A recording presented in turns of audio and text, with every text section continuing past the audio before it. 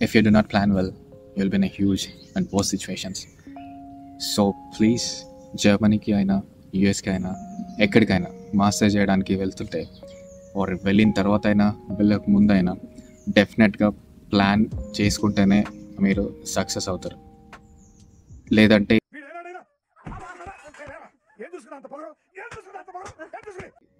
Success అవుతారు, but it takes lot of energy, lot of time, lot of money.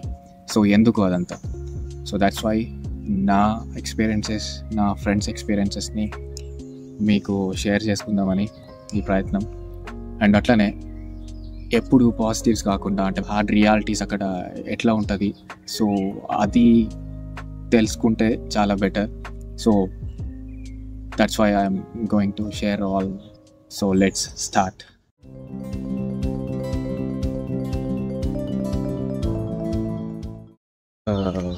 మనం చదువుకునేటప్పుడు మన parents అయినా మన టీచర్స్ అయినా ఒకటి చెప్తారు, ఎప్పుడు ఈ ఒక్క 10th క్లాస్ చదువు, ఇంటర్మీడియట్ లైఫ్ సెట్ అయిపోద్ది, ఇంటర్మీడియట్లో ఈజీ అయిపోద్ది, ఇంటర్మీడియట్ తర్వాత జాయిన్ అయిన తర్వాత ఒక 2 సంవత్సరాలు కష్టపడు, చాలా బాగుంటుంది. తర్వాత ఇంజనీరింగ్ వచ్చిన తర్వాత అరే ఒక 4 సంవత్సరాలు రా, మంచిగా చదువు, తర్వాత లైఫ్ సెటిల్, జాబ్ వచ్చేస్తుంది అంట. సో మెయిన్ ఏంటంటే ఈ ఒక్కసారి చదువు, లైఫ్ సెట్ అయిపోద్ది అనేది ఎప్పుడు విన్నా కూడా ఆ సిచ్యువేషన్లో ఉన్నప్పుడు నవ్వుకునేది. బట్ దట్స్ ట్రూ, అది నిజంగా నిజం. ఎందుకంటే మాస్టర్స్కి వచ్చిన తర్వాత ఏ కంట్రీ అయినా, వాట్ ఎవర్ కంట్రీ, జర్మనీయా, యుఎస్ఆ, ఎక్కడైనా కూడా, సో వెళ్ళిన తర్వాత అది ఇక్కడ కరెక్ట్ అవుతుంది, నిజం అవుతుంది. ఈ ఒక్క 2 సంవత్సరాలు ఇక్కడ బాగా చదువు, 100% చదివితే డెఫినెట్గా లైఫ్ సెటిల్ అయిపోద్ది, అది మాత్రం గ్యారంటీ. దానికి నేను నా ఫ్రెండ్స్ సర్కిల్లో చూసా, ఇక్కడికి వచ్చిన తర్వాత యూఎస్కి వెళ్ళిన వాళ్ళని కూడా చూసా, నా ఓన్ ఎక్స్పీరియన్సెస్ కూడా.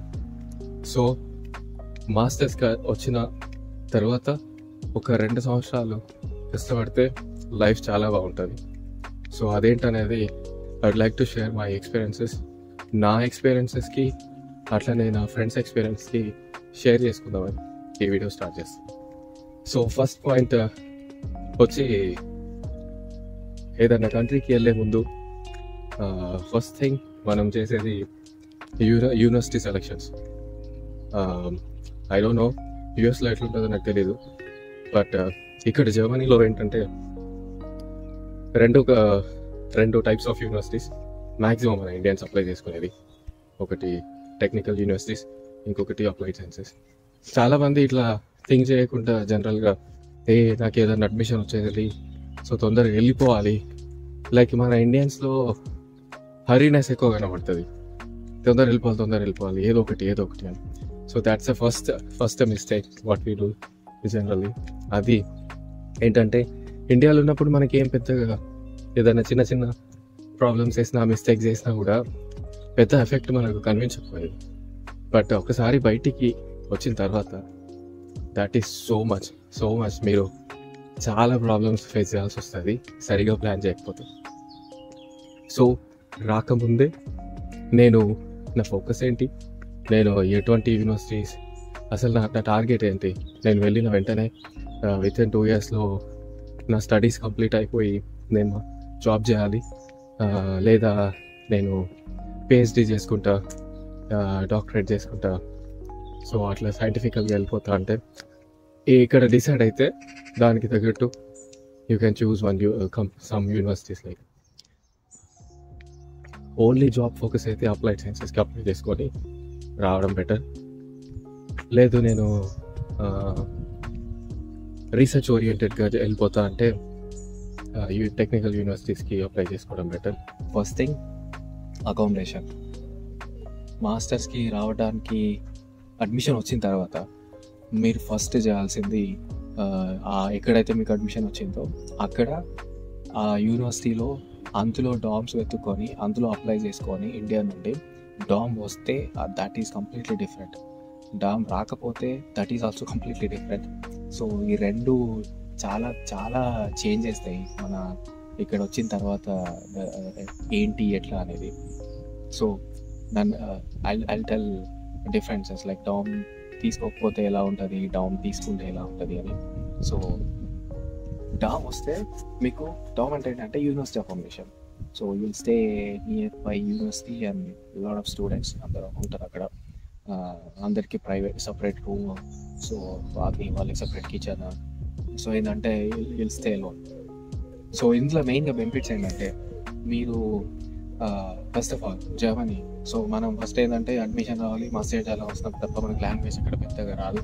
అందరూ అంటలేరు, కొందరు నిజంగా అక్కడ B1 వరకు లాంగ్వేజ్ నేర్చుకుని వస్తారు.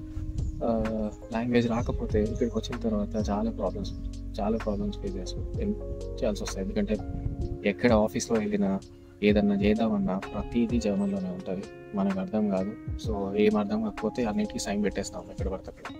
సో అదే డామ్లో ఉంటే ఏంటంటే మీకు ఈ అడిషనల్ కాంట్రాక్ట్స్ లైక్ ఎలక్ట్రిసిటీ అని, లేకపోతే వాటర్ కన్సంప్షన్ అని, లేకపోతే ఇట్లా అడిషనల్ కొన్ని ఎక్కువ కాంట్రాక్ట్స్ అన్నీ ఇంక్లూడెడ్ ఉంటాయి అందులోనే మీ రూమ్ కాంట్రాక్ట్లో. సో మీరు ఏంటంటే జస్ట్ ఒక రూమ్ రెంట్ పే చేసుకోవచ్చు, మీ తర్వాత మీ ఫోన్. సో ఇందులో ఏంటంటే మీ స్టడీస్ మీద ఫోకస్ చేయడానికి చాలా బెటర్ ఉంటుంది. ప్రైవేట్ అపార్ట్మెంట్లో ఏంటంటే మనకు అక్కడ పరిచయం ఫ్రెండ్స్తోని 2-3 లేకపోతే 4 కలిసి అపార్ట్మెంట్ తీసుకుంటాము. సో అందులో అందరి మెంటాలిటీ ఒకలా ఉండదు, అఫ్కోర్స్ అక్కడ ఉండదు. బట్ ఏంటంటే మన స్టడీ మీద ఫోకస్ కంటే ఎక్కువ ఇప్పుడు 4 కలిసి ఉంటే మనకు తెలియదు ఎట్లా ఇండియాలో అయినా ఎక్కడైనా.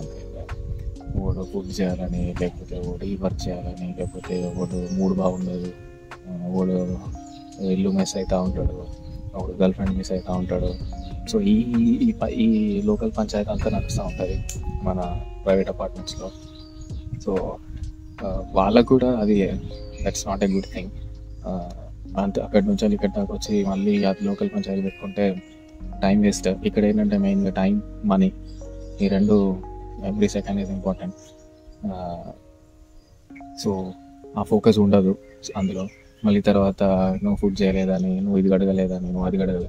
ఇక్కడ ఏంటంటే ఈ డైరెక్షన్లో ఎక్కువ మైండ్ దొబ్బుతూ ఉంటుంది. తర్వాత ఒక పార్టీ అంటాడు, అరే మనం బయటికి పోదాం, పక్క కంట్రీ పోదాం, ఇక్కడ తిరుగుదాం, అక్కడ తిరుగుదాం, ఇది నడుస్తూ ఉంటుంది ఎక్కువ. సో ట్రాక్ దొబ్బుతూ ఉంటాం, గొడవలు అవుతూ ఉంటాయి, మ్యాక్సిమం డిస్టర్బెన్సెస్ ఎక్కువ ఉంటుంది. సో దానివల్ల మీరు ట్రాక్ తప్పుతూ ఉంటుంది. So that's why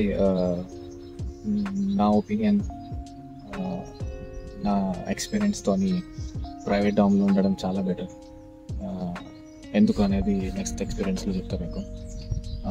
second one ఏంటంటే, ఫర్ ఎగ్జాంపుల్ మీకు డామ్ దొరకలేదు, మీరు అపార్ట్మెంట్లోనే ఉండాల్సి వస్తుంది అనే సిచ్యువేషన్లో ఉంటే, ఇంకొకటి be careful.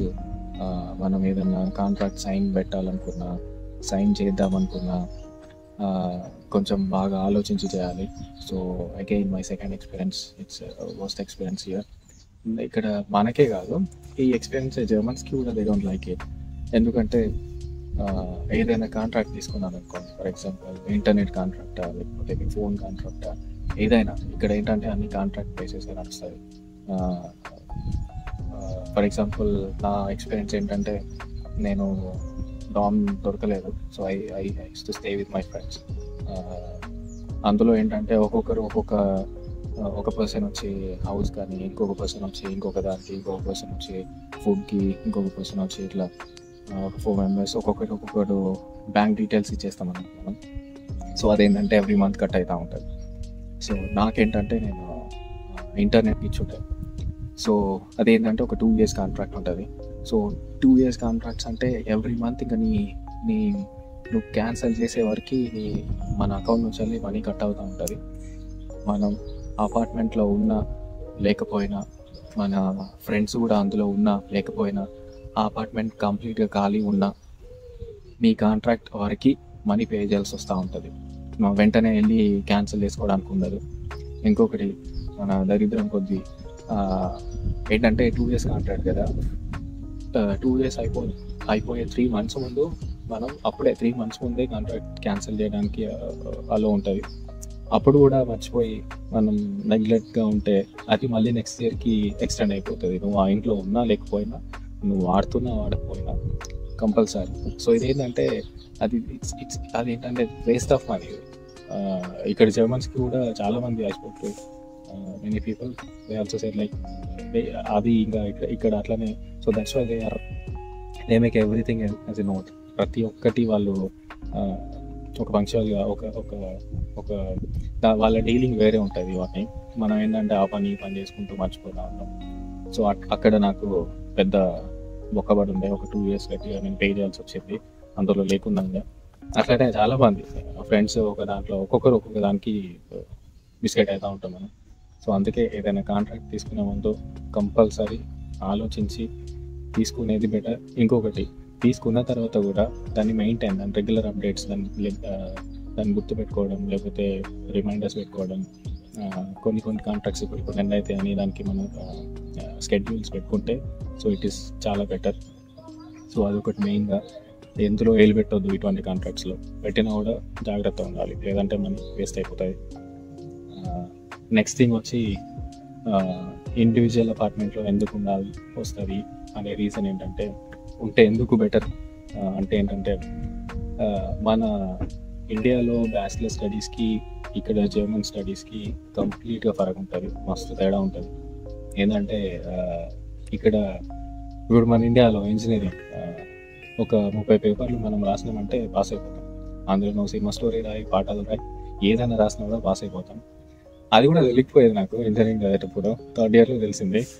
That's first. So ఏంటంటే ఆ మెంటాలిటీతోని మనం ఇక్కడికి వచ్చి పొడిసేద్దాం గిడిసేద్దాం అనుకుంటే మనల్ని పొడుస్తుంది ఇక్కడ. సో అది చాలా కష్టం. అందుకే డామ్లో ఉంటే మీకు ట్రాక్ తప్పకుండా కొంచెం మంచి ఫ్రెండ్స్ని సెలెక్ట్ చేసుకుంటే డైలీ కాలేజ్కి వెళ్దామని ఆ ఫోకస్ కొంచెం ఉంటా ఉంటుంది. సో డైలీ కాలేజ్కి వెళ్తే మీకు క్లాసెస్ వింటారు. ఇక్కడ క్లాసెస్ వినకుండా ఎగ్జామ్ పాస్ అయిపోదాం అనేది మీరు డ్రీమ్ అంతే ఇక. ఎందుకంటే మొత్తం కాన్సెప్ట్ ఓరియంటెడ్గానే ఎగ్జామ్స్ ఉంటుంది. సో ఇంత స్లోగా ఎంత చెప్తున్నా అంటే నాకు నా ఎక్స్పీరియన్స్ గట్టి ఉంటుంది ఇక్కడ. సో ప్రతి కంపల్సరీ క్లాస్కి వెళ్ళి ఆ ఎక్సర్సైజ్ వాళ్ళ క్లాసెస్ కంపల్సరీ విని అర్థం చేసుకోవాలి. ఎందుకంటే ఎగ్జామ్స్లో డైరెక్ట్ క్వశ్చన్స్ లాంటివి ఏమి ఉండవు. మనకు అప్లికేషన్ ఓరియంటెడ్గానే ఎగ్జామ్ ఉంటుంది. ఆ కాన్సెప్ట్ని నేర్చుకొని దాన్ని అప్లై చేయాలి ఓడిచే ప్రాబ్లమ్స్ మీద. సో నువ్వు పాస్ అవ్వాలి అంటే కంపల్సరీ క్లాస్కి వెళ్ళాలి. క్లాస్కి ఎప్పుడు వెళ్తాం మంచిగా, నీ సరౌండింగ్స్, నీ ఇంట్లో అన్నీ మంచిగా ఉంటాయని మనం వెళ్తాం. లేదు ఇట్లానే బయట ఉంటే ఏంటంటే ఇట్లా వెళ్ళడానికి ఉండదు. వాడు బయటకు ఉంటాడు, వాడు పార్ట్ టైం చేసుకుంటా ఉంటే నీకు కూడా ఇన్ఫ్లుయెన్స్ అవుతూ ఉంటావు. సో నువ్వు కూడా పార్ట్ టైంకి వెళ్ళి చెప్తూ ఉంటుంది. సో అవన్నీ వేస్ట్. ఇక్కడ వచ్చిన తర్వాత ఫస్ట్ మన వాళ్ళు ఏంటంటే ఏదైనా పార్ట్ టైం దొరకబెట్టుకొని పైసలు కానీ అమౌంట్ పడతారు తప్ప అదేంటంటే తర్వాత చాలా ప్రాబ్లం ఉంటుంది. Time it takes so much time. So అందుకే అపార్ట్మెంట్లో ఉంటే ఈ ప్రాబ్లమ్స్ ఉంటుంది. మీ ఓన్గా డామ్స్లో ఉంటే ఎగ్జామ్స్ పాస్ అవుతారు. So next experience exams